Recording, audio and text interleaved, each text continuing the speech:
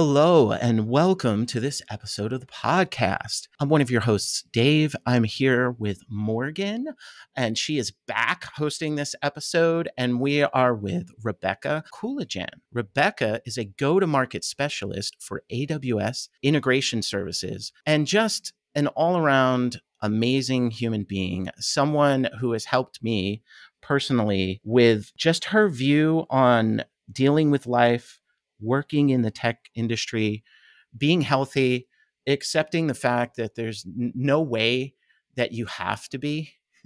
And when we talked about doing an episode here, I was really excited to talk about everything you're doing, your journey to the cloud, and just your advice in 2024 on, how we're all getting through this as human beings. So thank you so much for coming on the show. Awesome. Thank you so much for having me, Dave and Morgan.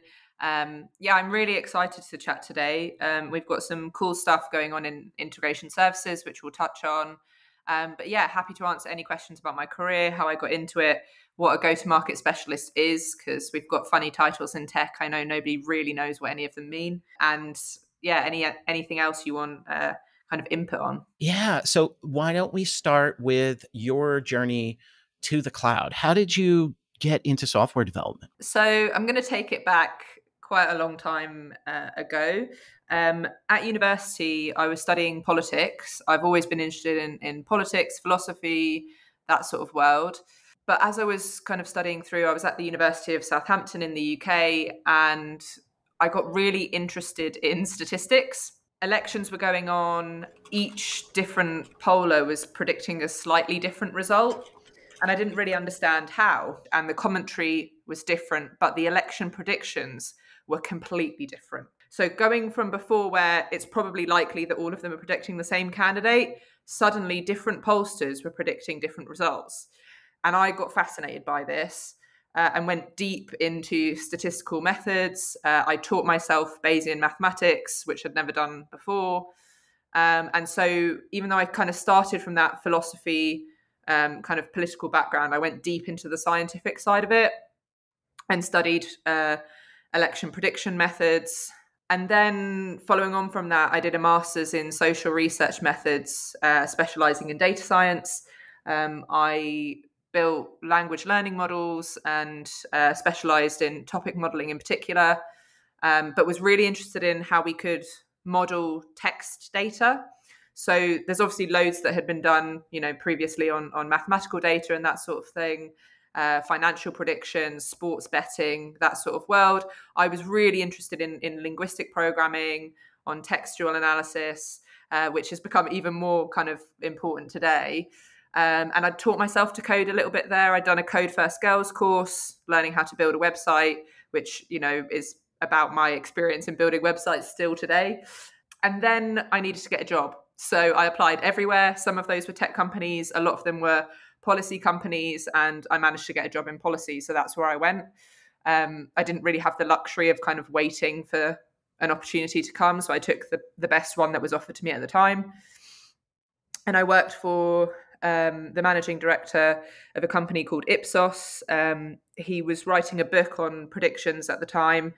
And it was just super fun. We got to dig into the data. I learned loads about the social world and I loved it. And then I progressed through my career into policy, strategy, evaluations, that sort of thing. But over time, I was working more and more and loving it less and less. And I couldn't figure out why. I had experienced kind of episodes of anxiety, but it started to kind of build up and to a point where I couldn't control it. This was pre-pandemic and I worked in policy consulting. So we were in the office 5 days a week and I would have panic attacks leaving the house every single day. So on agreement with my manager and some awesome people in HR, I started to work from home unless I actually had to be in person for an event. And started to think about kind of that journey. But it still wasn't working. Like the HR team were really good. They were helping me loads, but it still wasn't quite enough to get me out of the rut that I was in. And then I ended up in Australia on holiday, pre-pandemic, just before. And I sat on the beach and I was waking up really early and I was looking out and there were these people who would go back and forth from the cafe on their laptops surfing, come back on the cafe on their laptop surfing. And I'd see the same people every day. And so one day I just started chatting to them, and every single person who was in that cafe worked in tech. Every single one of them. And every single one Yeah. of them earned 3 times the salary I earned. Every single one of them was relaxed, was chilled. And I thought, that's a bit of me. That's what I'm going to do. So I came back home and I enrolled in Code Academy computer science course to do in my own time. In my career in policy, I had specialized in tech policy. So I knew that cloud was the kind of place to invest my research. I had seen the government decisions being made around investments in cloud and that sort of thing. So I knew that that's where I kind of wanted to go, but I didn't really know anything about the world. So I signed up to, different kind of free courses that there were online to learn about cloud tech. And eventually in 2020, through kind of a long journey, which we can get to in a minute, I landed my first job as a cloud data engineer for a small startup in London. Wow. I love hearing that you learned from free resources online to upskill yourself, because I come from training and certification here at AWS, and I make a lot of free training for people, trying to help people do exactly what you did. And it's really not easy. It takes a lot of determination and focus and perseverance to do the self-paced, self-directed path, right?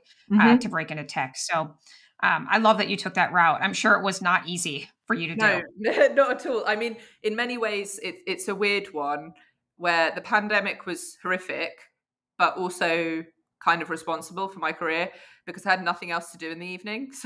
So I would finish work and then just code, so it Right. kind of worked for what I was achieving. But also the online community became my whole life. I launched a series. It was kind of along the same time when Twitter Spaces came out and Clubhouse and those sorts of things. And I launched a speaker series called Tech Table on my personal Twitter, where I interviewed different people. And one of the first people who agreed to be interviewed on my series was Eric Johnson, the principal DA for serverless here at AWS. And he just liked He's that awesome. I was posting about my journey. He's super kind of keen to connect with grassroots people in the community. And I was one of those people, about 4 years ago now. And him coming on my series then helped platform my site, and then more and more people agreed to be on it. And some of those were other AWS folk, some of them from different companies, other kind of newbie developers and entrants into cloud like me. But I didn't have money to do a boot camp. I did apply to a few, but I didn't get the scholarship for them. So I couldn't take time out of work either. I had to, pay my rent and everything. So I had to do it alongside my day job. And I was just really lucky that this startup took a chance on me and said, yeah, let's go for it. But what was also really cool, and why I really encourage people today, and I still talk about my journey today, is I signed up to those mini challenges like 100 days of cloud and, those little kind of GitHub projects where you just kind of post what you're doing. So you don't even need to be like posting huge projects on GitHub, but you're just commenting like, I've done this today, I've done this today, to be part of a community, or joining Discord and Slack groups. By doing that, I raised my awareness within the tech community.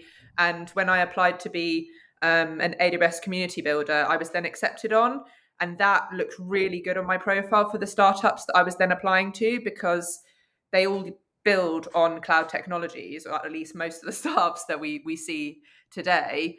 And they really liked that I was plugged into the AWS community. They don't have loads of money for training and resources. And so I was able to share kind of firsthand what I was learning from the AWS developer community through the Community Builders program right into the business that I was working for.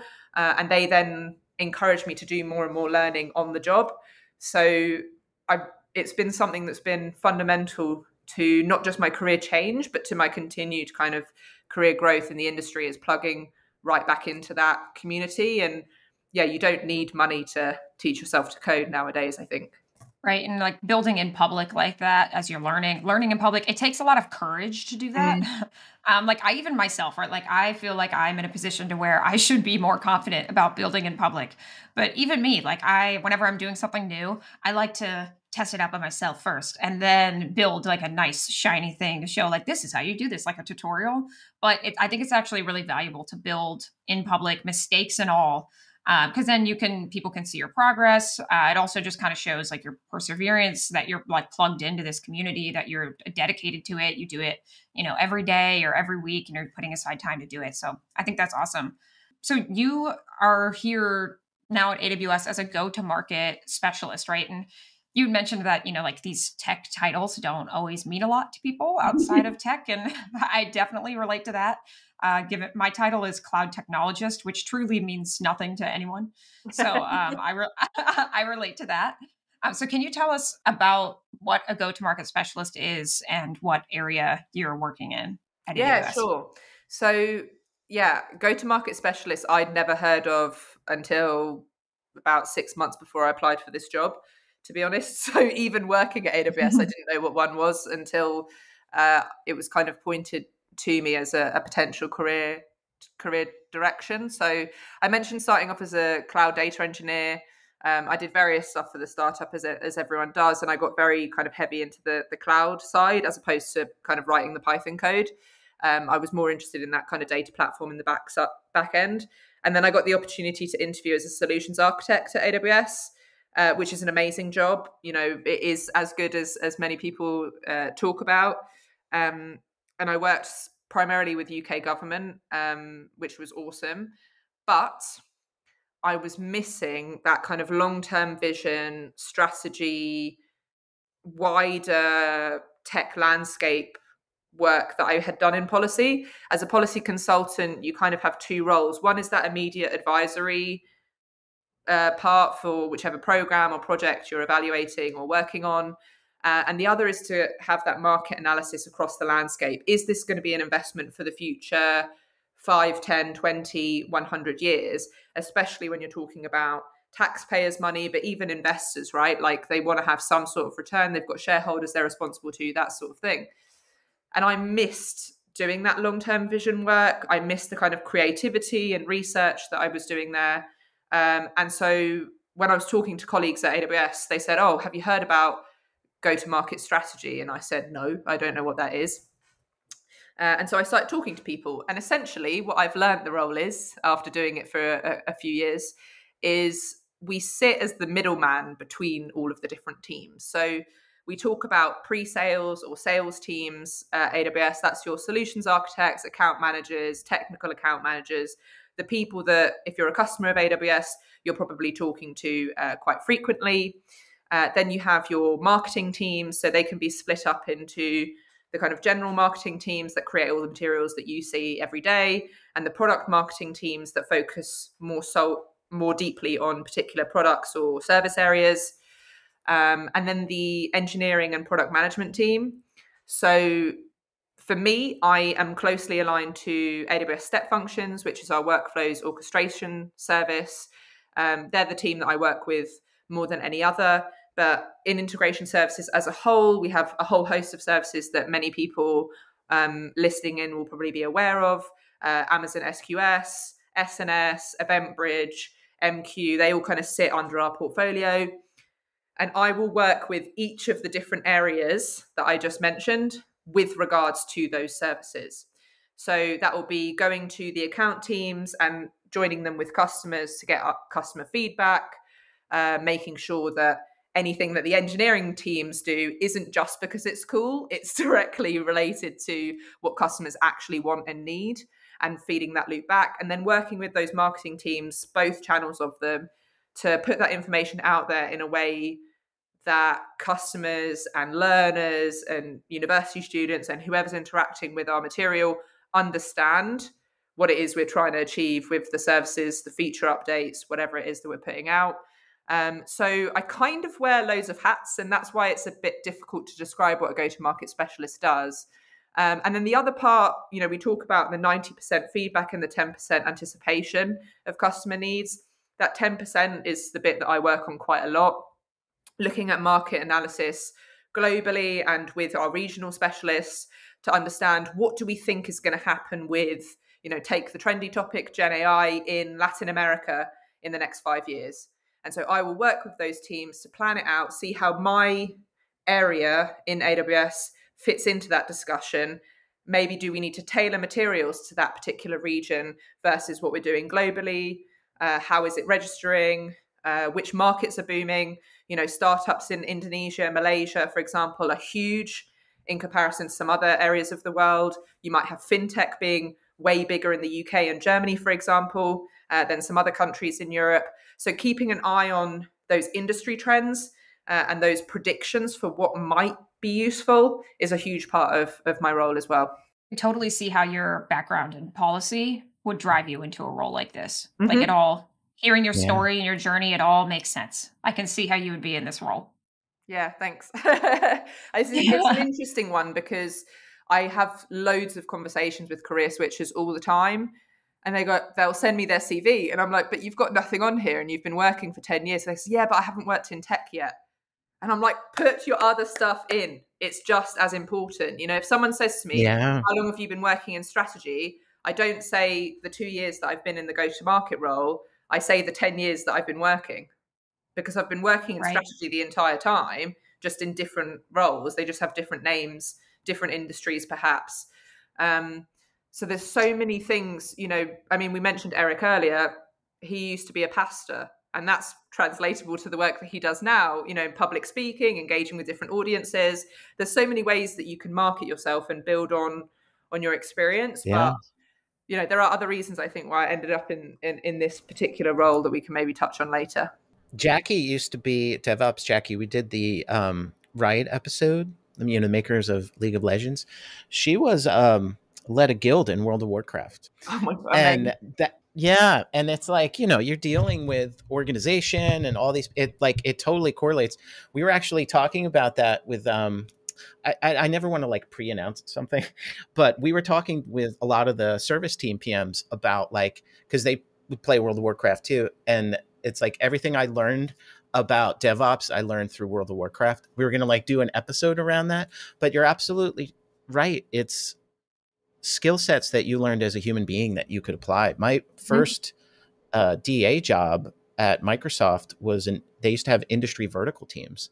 So I was a developer in the pharma industry. I worked for Johnson & Johnson, and I went in to pharmaceutical companies as a DA to talk to them about .NET and how you could use that in pharmaceutical research and things like that. So I love that. I'm super curious. What is unique that you can share in the UK, around policy and this integration and things like that in the market? Because I know, as a US citizen, I've always been jealous of your nationalized healthcare. The cost of healthcare here is crazy, and how that all fits in, I imagine also plays a part in how tech enables those type of things too. Yeah, absolutely. So one of the really cool projects that I worked on, which has public information around it, is around UK digital identity.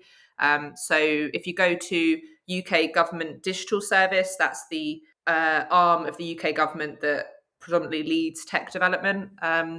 They've built some really cool applications over the last few years, many of them on AWS, some on other providers. But the digital identity one is a really cool one, and they've got lots of information out there for people who are interested. But that, as you can imagine, it's like identity verification, so like scanning your passport, that sort of thing, or when you log on to do your taxes, kind of upgrading those systems. And another customer of ours in the UK that's really cool is Transport for London. So every time you tap, to pay for your underground ticket or your train or whatever, that system has to be run on something. And so we talk about this all the time at AWS, but cloud is everywhere. And whenever I talk to my friends who are not in the industry at all, and they go, oh, but why should we care about AWS? Well, how did you pay for this item? You probably used a payment system that is powered by Stripe, which is hosted on AWS, or you maybe interacted with a teller who put some data in about you, and then that data has to go somewhere. Where is that data hosted? You need to know that it's secure and all this sort of stuff. And so each business that we operate on, it doesn't really matter which country you're in, is likely to be hosted on one of the major cloud providers. And each of those kind of connection points is exactly like the work that we do in application integration.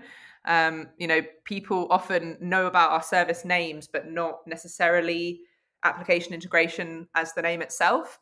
And I often talk about it as it's the glue that holds all of the application components together. So it essentially enables communication between these decoupled components or distributed systems. Our services are serverless in nature, but that doesn't mean it's just for serverless applications, if that makes sense. So SQS, for example, can be used with containers, but it can also be used with EC2. It doesn't have to be a serverless application, but SQS itself is a serverless service. So that's kind of how our connection piece works. And it's interesting, you asked that question around the UK policy and tech industry and how does that interact with our day-to-day lives. And the team that I'm working in is directly that communication portal between all of the different application elements that you might engage with in your day-to-day life. Yeah. And I think that these days, everything is connected, right? And even within singular applications, we like to decompose them into different services and then connect them via messaging and integration applications like you're talking about. And I want to kind of back up to something that you said earlier, which was you were talking about we sometimes as tech people, we want to kind of pick the new shiny thing and go for that. And I don't remember exactly what your wording was, but it made me think about how the decisions that we make in the background for the underlying tech impacts the business. And I think sometimes as tech people, we focus a lot on the tech side of things and less on the business impact. And so I think as people mature in their careers, they understand that everything is the business impact. So whenever we're talking about event-driven architectures, it can be difficult to translate the importance of these back-end technical decisions and doing this in a smart way. If everything is connected and we have to send messages between different systems and all that good stuff, how do we do that in a way that makes sense and will benefit the business? And how do we communicate that benefit to our end users and customers? So can you talk to me a little bit about that, balance between the business decisions and the tech decisions when it comes to application integration? Yeah, absolutely. And I think, as I talk about this, I think in the beginning, it's relevant for all technical decisions. So it's beyond application integration. It's even down to, do I use cloud or not, right? We often expect or want customers to be all in on cloud immediately. And they go, yeah, but it costs this much every month and it's really easy to do a purchase order. And I've got this. It's a completely different cost operating model when you move from an on-premises data center that you lease or own versus migrating to cloud. Straight away, you're changing your whole finance team and how they operate on a month-to-month basis. Take that a step further into application modernization. We're asking people to think about the way that they operate their businesses differently. And what I mean by that is you might have business domain experts, let's say customer services teams. They know their customers inside and out. They understand their feedback mechanisms. They can see what the customers are actually doing day to day as they enter, let's say, a retail website, and they know what that piece is. They don't really care nor want to know about what's happening to the data in the back. That's, a data storage expert's job, or maybe an analyst who wants to pull from that data set and do some fun stuff for the business. Event-driven architectures, microservices, decoupling is about marrying those two worlds. So the tech person in customer services will move from being the one person in a tech team who liaises with that team to being part of the customer services team. So we move the tech teams from being this kind of platform-based model where you have a group of data engineers who sit across everything, a group of software engineers who sit across everything in the back end, and then some platform engineers on top, to a model where people are sitting inside the different domain teams. And that can be really, really hard to change, to think about.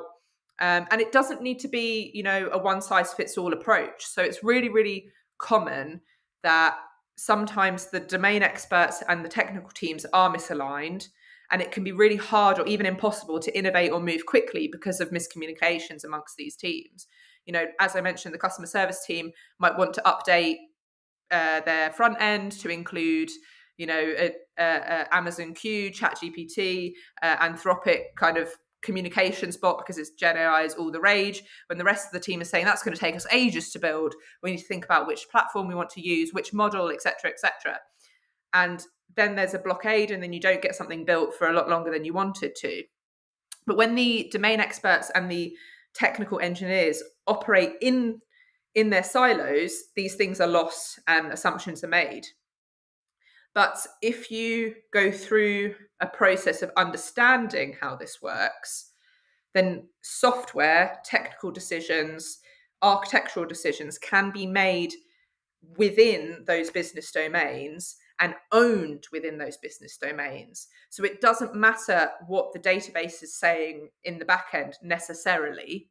It might do in some cases. I can't speak absolutely, but it doesn't really matter, or it shouldn't really matter what's happening here if application area A, which maybe is customer services domain, is able to operate and update itself without bringing down the rest of the application. And that's why we kind of advocate for that decoupled approach with our microservices to ensure that these things aren't kind of misaligned.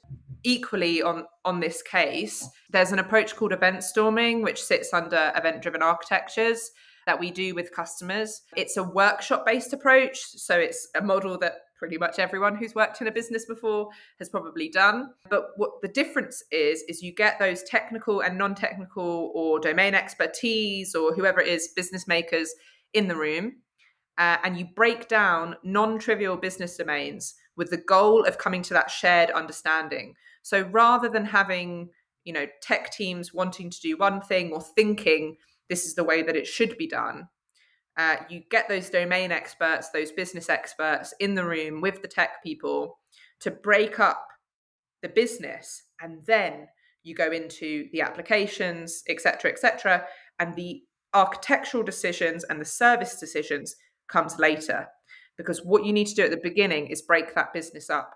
So it's a bit of a backwards concept.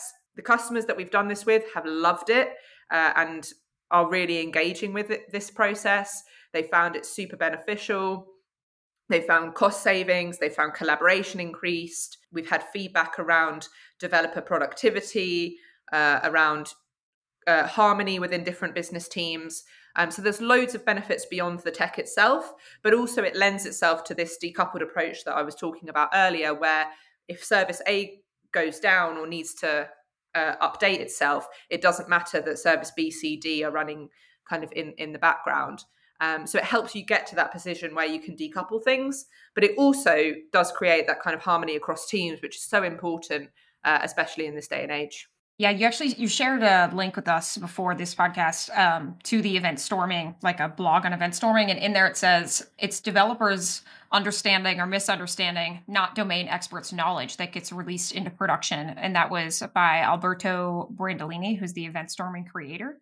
And I love that because this process you're talking about, I feel like you're talking about understanding, and it's really like breaking down those silos, getting the two sides or however many sides there are to understand each other's priorities and understand the problem that you're trying to solve from each other's perspectives as well as your own. And so, yeah, it seems like you're pretty well suited to help, companies do this and break down those silos and really drive that understanding. I think it's, a great process that people can use if they're new to event-driven architectures.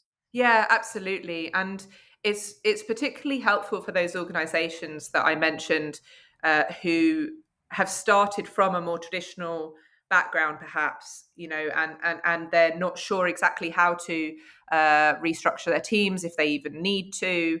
The work that you mentioned online has been posted by my colleague Brian Zambrano. He's a senior specialist solutions architect in our application integration team, and we have several projects coming out. The link as well is hosted on our GitHub, so there's patterns, there's a step-by-step guide on how to do this. But do get in touch with us if you are interested. We're more than happy to have a chat. There's been so much change. When you were talking about COVID and changing different career paths, like for me in 2020, when the lockdowns hit, I was employee one in developer marketing for Alexa. Like I was the face of this big fancy title, traveling the world, doing all this stuff, and had the worst imposter syndrome. Mm-hmm. I don't know if I've shared a lot of this publicly, because it's funny, because I saw people that I hadn't seen in 4 years that knew me from there. And they're like, what happened to you? I'm like, what do you mean? You're like, you got a beard, you have long hair, you have like this Zen energy, and you're like not. And so like I went through this whole shift and healing process in like, I had gotten to a point in my career where it was too much. I was constantly learning. I was constantly trying to push myself to like live up to what it was. It reminded me of the quote, like, if you live long enough and you don't evolve, you're basically, it's like at the end of his life, Elvis felt like an Elvis impersonator. Mm-hmm. And I was starting to reach that point, and I didn't know what it was, but internally it comes out as pain and anguish, sometimes anger. And a lot of it was just, I was done playing that Dave. Like I needed to do this new role. Right. And that's why I came to AWS. And I came to AWS, and my title I put as intern on Slack, and people are like, did you take a demotion? Like, what's going on? And I'm like, no, I just want to be that kid again. Like everyone I'm around I'm learning from, and I'm experiencing something new. And it was during that time, I was all excited in the beginning, and it was around, I want to say it was like February 2022. And I could feel myself like starting to get to a dark place. And that's when we first started messaging Rebekah. And I remember that's when you're like, there's no correct way you need to be. And, you need to be kind to yourself. And you really, you helped me. And you have this openness about that, which is rare in our industry. And I think we need more of it, especially now in 2024. And I would love for you to kind of talk about the Pathways Collective and your view on that, and how you've been helping people in that space. Yeah, thank you so much. And I appreciate the kind words. Yeah, so Pathways Collective is my career coaching business. But as it's said in the title, the reason why I chose collective rather than saying Pathways Coaching is because I wanted it to be a community. I talked at the beginning about how informative and important the tech community was for me in COVID. And my best friends today are people I met through that community, because we weren't just sharing about which coding projects were cool. We were talking about our whole lives and supporting each other. And I had those experiences in my previous career where HR were doing their absolute best and it wasn't working.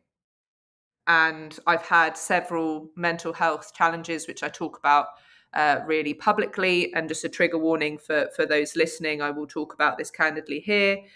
So feel free to kind of mute for a moment if needed.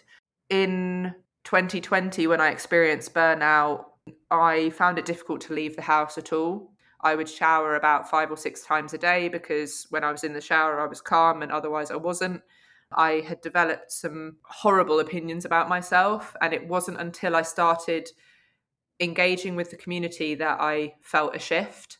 But alongside that journey, engaging with the community, I discovered coaching, and a friend of mine online recommended me to join Confident in Killing It, which is a community created by a confidence coach called Tiwa Ogunlesi. And I went to some of her free sessions at the time that she was doing during COVID.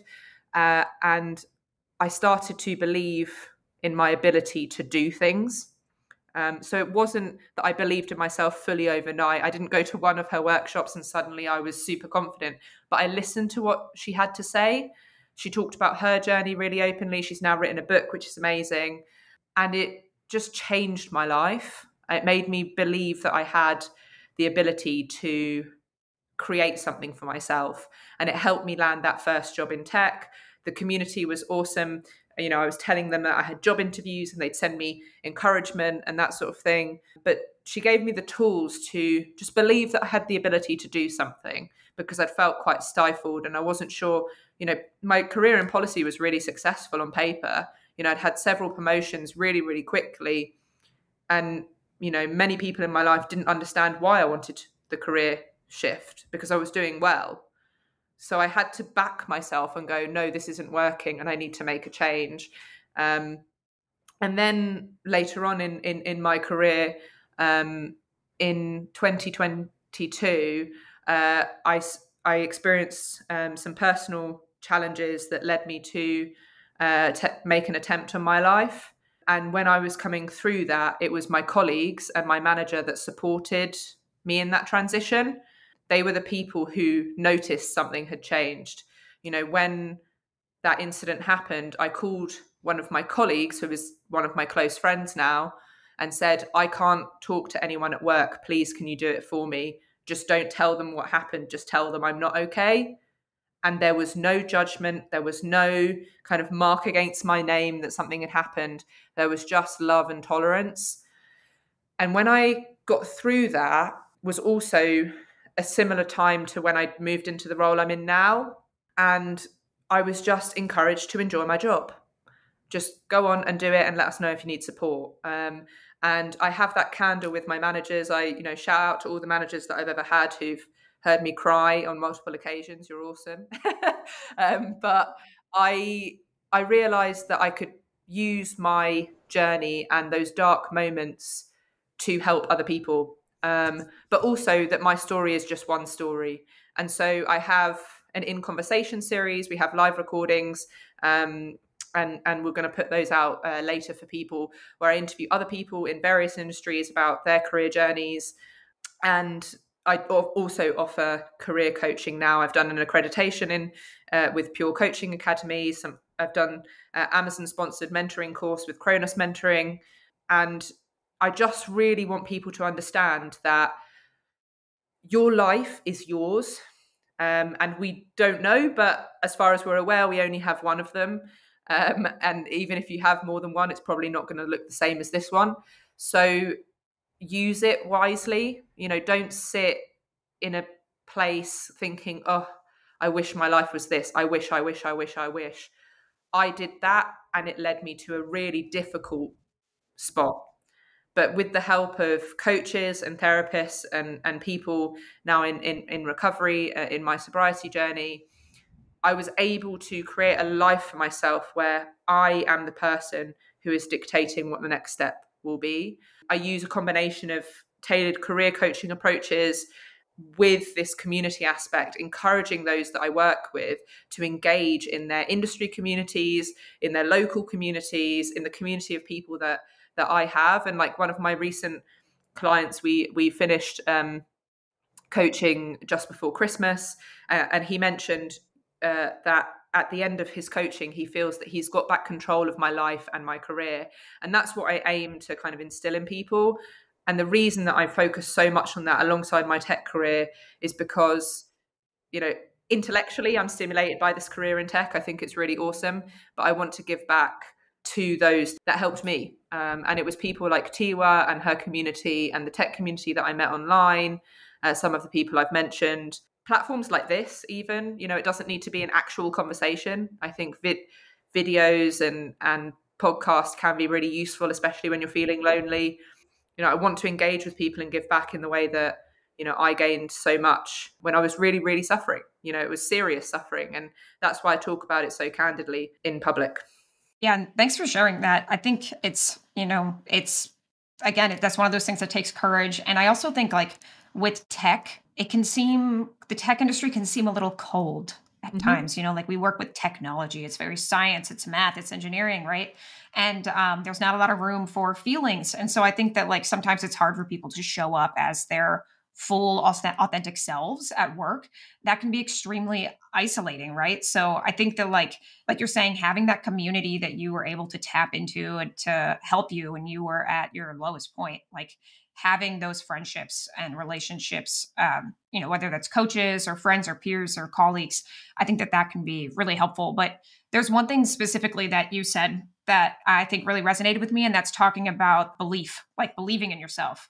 And I was very fortunate to grow up in a family who's like, believe in yourself. You are the only one who can make your life. Like no one's going to give you anything. You need to go out there and make your life. And I think that just like that mindset shift can be very difficult for people to make, especially in tech, where I know for me at least, whenever I'm learning something new, it kind of sucks, right? Like learning something new makes me feel really stupid. It's like nothing is working, everything's breaking. Like I always say that like I teach people how to code, right? And it's like you go through these giant peaks and then these really low valleys where it's like whenever you get things to work, it's like, oh, like I get this, like I get it, it works. Look at that. You feel so good.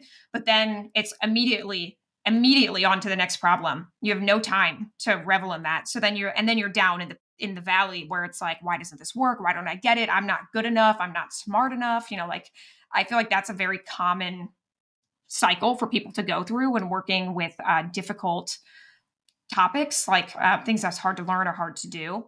So yeah, I think just like that, making that mindset shift is not easy, and it can be really helpful to go to coaches or lean on your community. But just like getting the conversation started and allowing people the space to have this conversation and be real is so important. So thank you for sharing that and Mm-hmm. for doing what you do with the Pathways Collective as well.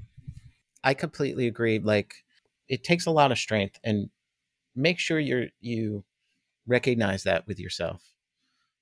I'm like, when I would do things and people would say, "Oh, Dave, you're so strong for doing that." And I'd be like, is it just a survival mechanism? Am I just doing the, but like, no, it's strength. Mm-hmm. And recognize that and sharing. We've talked about this off Mike, but you've helped me. And I hope that,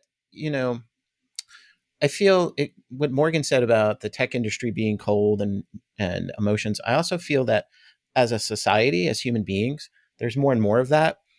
COVID and lockdowns had a lot of that, but I also feel like there's a U2 song, and the lyric, it's a recent one off of one of their albums, and it says, "There is no them, there's only us." Mm. And it's what I used to love traveling so much, is when you're around human beings and you feel that energy, you're like, oh, we're all into this together.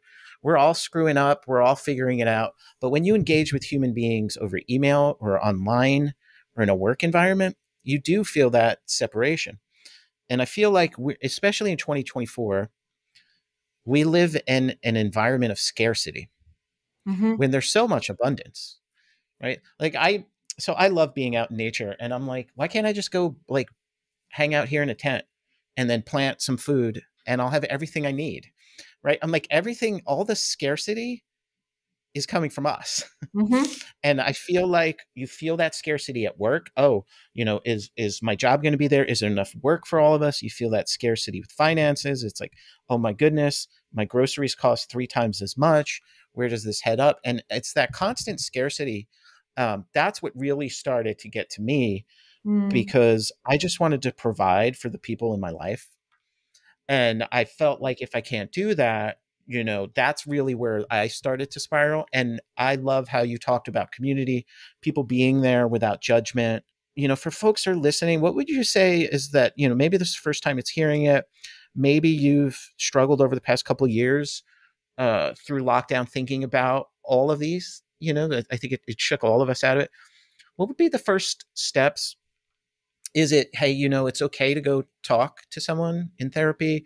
Is it, reaching out for meetings? And what would kind of be your suggestion on someone that's hearing this? So I think there's a few different angles. I, through Pathways, also work directly with businesses at the senior level, so Oh, managers wow. and C-suite, to do workshops with managers, team building, team coaching, and that sort of thing. And I practice an approach that is completely holistic. I call myself a career coach because that is my focus. However, I focus on the entirety of what it means to be a human being, a team, and a business. And our tagline for Pathways is building your business with balance. And what I mean by that is, you can crunch the numbers and have people coding 24/7 and you'll get a product out really, really fast, but you'll also burn out your engineers. They'll give you a terrible review. Nobody will want to invest in your product because the industry learns that you're not treating your staff well. That being said, I'm also pragmatic and practical. We can't just give people loads of free stuff, especially if you're, really on the line as a startup, for example. And that's the same in your personal life. I talked about earlier, I couldn't quit my job. I had rent to pay, that sort of thing. I had to do free coding courses because I couldn't afford to go to a boot camp and I didn't get scholarships. So I'm not telling people quit your job and just do what you love tomorrow and it's going to change your life. Like, you have to be practical about it. But I lean into what makes you feel happy. And one of the best tips that I give to managers is when you start the one-to-one, don't ask them what they've been working on. Don't ask them, how their day's gone. Or if it's a stand-up, a lot of companies do stand-ups as well, a great platform for this. Say, how's everyone feeling? Are you happy with the tasks you've been given this week? That's the first question I get people to tap into at work. Because if someone says no, you can, or I want something to change, then you can ask them why, and you can dive deeper and go, is it because I've put them on the wrong job? So potentially switching to a different task will make this person happier. Is it because they feel isolated, unable to ask for help, stuck, that developer fatigue that you talked about, Morgan? And actually what they need is someone to just listen to them. And it's got nothing to do with the job at all. But if you don't ask that question, are you happy with work at the moment? Are you happy with the tasks you've been set? Are you happy full stop? Then you're never going to get to those answers. And so many businesses don't focus on asking those questions. The second point is, if asked those questions, answer honestly. And that goes be honest. That's the hard part. And that's the really, really, really hard part. And you don't have to be honest with everyone. I am fortunate that I've worked with some amazing people over the last few years that have enabled me to be able to be honest. But I don't send a broadcast message on Slack to every single person in Amazon about how I'm feeling today. I choose people that I trust to have those candid conversations with. Luckily, I have managers who really walk the walk when it comes to leading with empathy. They raise things with concern. They check in on how I'm doing before they say stuff. But the biggest tip that I have to founders, leaders, managers is to answer honestly. We know in the tech sector, particularly, there's a huge mental health crisis at the moment. We saw grand layoffs last year across the sector, where we didn't see it in other sectors. In the US, it was $44 billion was lost to mental health related conditions in the workplace. So it is also money to the country, to businesses, that is being lost because we're not taking this seriously. So when I talk about having that pragmatic and practical approach, yes, I'm getting you to ask your colleagues how they're doing to make sure that they're on the right tasks for your stand-up that day. But that small change of asking your team, are they happy? Are they on the right projects? What would make them feel more fulfilled in their job? And acting on it and answering honestly could actually make your business more money. Businesses that have higher Glassdoor reviews, businesses that have great satisfaction ratings also get more investment, are higher placed usually in the stock market. We see the tangible evidence and facts there, but we still have this stigma around it. And I think also put way too much emphasis on the person that's suffering. So we need to flip that. So when you ask me that question, what should people do? Yes, absolutely. Answer honestly if you can. Reach out to someone that you trust. But we need to flip that and put some energy into the businesses, into the managers, into the healthy people of this world. Luckily, people like us today who can go to someone and say, how are you doing? Wow. Yeah, that's powerful. Just being that human, right? Like that human to human connection. Yeah. And also as you're talking, I can't help but think about what you were saying at the beginning of the pod, where you were saying like, you were on holiday in Australia and everybody who was relaxed and happy worked in tech. And I think that like there's multiple sides to this, right? Like there's the burnout part of working in tech as well that we're talking about. And that exists in every industry, right? Like there's all different types of jobs. But I think that we spend a lot of time promoting tech jobs as like this like golden ticket to happiness and prosperity.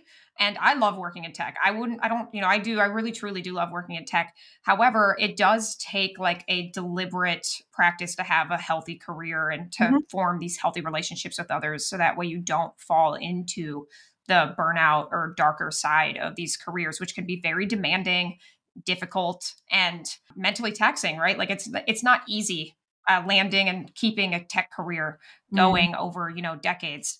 So I just think it's really important what you're talking about and shedding a light on, because I do think that we spend a lot of time talking about how amazing, these big corporate jobs are, we still have to remember that we're all humans and we all have struggles, and it's okay to talk about our struggles with each other.